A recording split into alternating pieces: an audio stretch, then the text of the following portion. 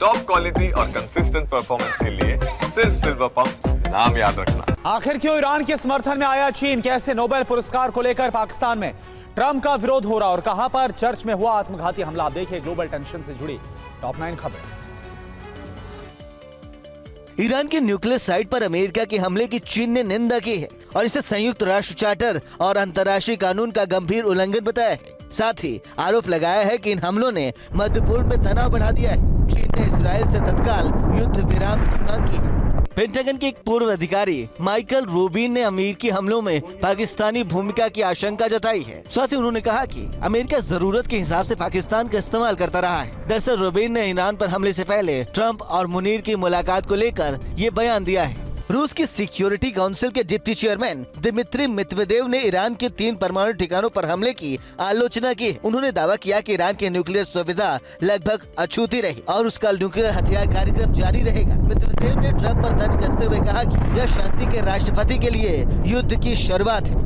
अंतर्राष्ट्रीय परमाणु ऊर्जा एजेंसी यानी IAEA ने कहा कि ईरान के 3 न्यूक्लियर साइट पर हमलों के बावजूद अब तक रेडिएशन में कोई बढ़ोतरी नहीं देखी गई। IAEA ने कहा कि सोमवार को इस हमले पर एक बड़ी बैठक होगी जिसमें पूरा आकलन किया जाएगा। फ्रांस के राष्ट्रपति इमैनुअल मैक्रोन ने मिडिल ईस्ट में तनाव कम करने की अपील की। साथ ही उन्होंने ईरान से संयम बरतने के लिए कहा है। एक्स पर एक पोस्ट शेयर करते हुए मैक्रोन ने लिखा कि मैंने सऊदी अरब के क्राउन प्रिंस, ओमान के सुल्तान, संयुक्त अरब अमीरात के राष्ट्रपति और कतर के आमिर से बात की और ताज़ा हालात पर चर्चा की। ट्रंप के लिए शांति का नोबेल मांगने वाले पाकिस्तान की मुश्किलें बढ़ गयी। पाकिस्तान के सांसद और जमीयत उलेमाए इस्लाम के नेता मौलाना फजलुर रहमान ने आरोप लगाया कि इराक, फिलिस्तीन और अफगानिस्तान के खून से ट्रंप के हाथ रंगे हैं, इसलिए पाकिस्तान सरकार को अपने फैसले तुरंत वापस लेने चाहिए।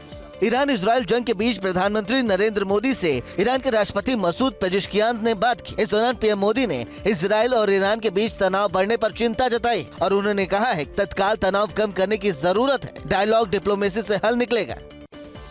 ऑपरेशन सिंधु जारी है। जंग के बीच ईरान में फंसे 285 भारतीय नागरिक देर रात विशेष विमान से दिल्ली लौटे। ये सभी लोग ईरान के अलग अलग शहरों में फंसे थे। ऑपरेशन सिंधु के तहत अब तक ईरान से 1713 नागरिकों को वापस लाया गया है। वहीं भारत सरकार ने नेपाल और श्रीलंका के कई नागरिकों को भी ईरान से वापस लाने का फैसला किया है। इन दोनों देशों ने केंद्र सरकार से मदद की अपील की थी। सीरिया में सत्ता परिवर्तन के बाद भी हिंसा जारी है। दमिश्क के एक चर्च में ISIS से जुड़े एक आत्मघाती हमलावर ने खुद को बम से उड़ा दिया। इस हमले में करीब 20 लोग मारे गए जबकि 13 लोग गंभीर रूप से घायल हो गए। जिस वक्त ये धमाका हुआ उस समय चर्च में प्रार्थना सभा चल रही थी।